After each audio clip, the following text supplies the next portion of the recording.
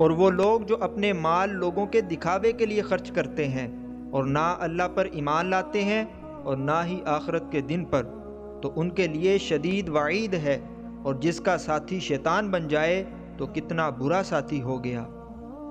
اس آیت مبارکہ میں ریاکاری کی مذمت بیان کی گئی ہے۔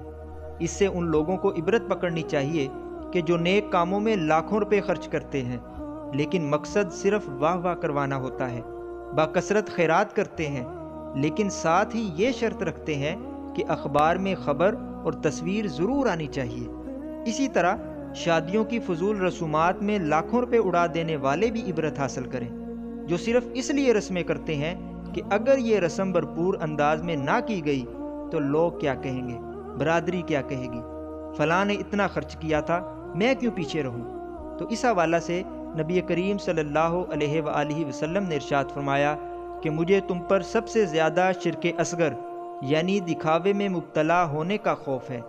اللہ تعالیٰ قیامت کے دن کچھ لوگوں کو ان کے حساب کے وقت ارشاد فرمائے گا کہ ان لوگوں کے پاس جاؤ جن کے لیے دنیا میں تم دکھاوا کرتے تھے، اور دیکھو کہ کیا تم ان کے پاس کوئی جزا پاتے ہو۔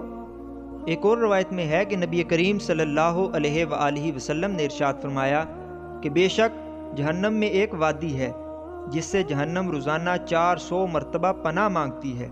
اللہ تعالیٰ نے یہ وادی امت محمدیہ کے ان ریاکاروں کے لیے تیار کی ہے